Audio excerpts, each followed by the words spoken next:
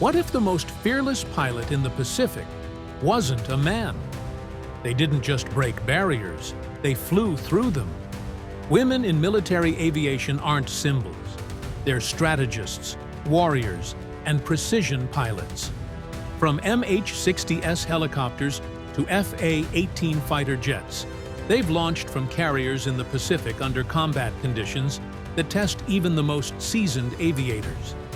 Their missions aren't ceremonial, they're operational. They fly at night, in storms, in silence. And they land with the kind of accuracy that machines still struggle to match. But most people still don't know that women aren't just present in military aviation, they're leading it. Who said women couldn't land a jet on a moving warship in the dark? They did it without hesitation, without backup, without blinking. They launched from USS Nimitz and USS Ronald Reagan in full combat gear.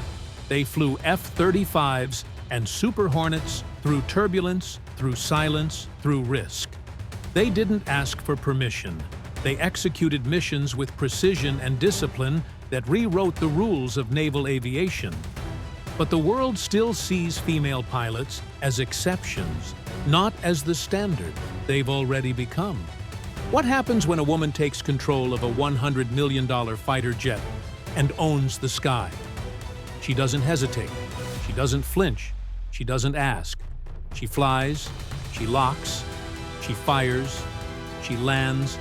She leads. She trains. She commands. She rewrites what leadership looks like in the cockpit. She's not there to prove a point. She's there to win.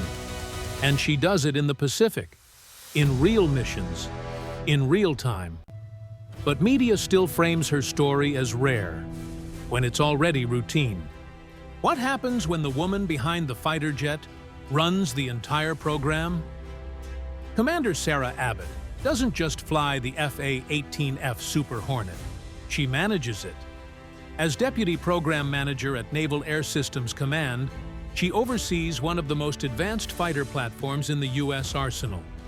Her role isn't symbolic, it's strategic. She's responsible for performance, upgrades, and mission readiness across the fleet. In a hangar filled with jets and legacy, she stands not as a guest, but as a decision-maker. She's shaping how these aircraft fight, evolve, and survive. But most people still think women in aviation are only in the cockpit, not behind the systems that define the future of air combat. If she can command the sky, why is her story still hidden? She doesn't ask for recognition. She earns it at 30,000 feet, where gender disappears and only precision, timing, and courage remain. In military aviation, women aren't just flying. They're commanding.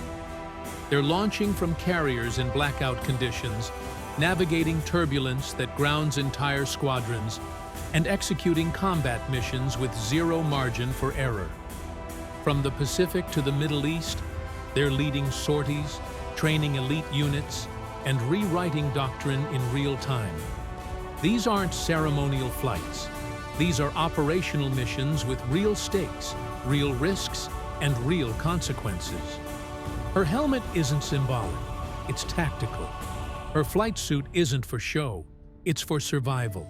She doesn't represent possibility, she represents reality.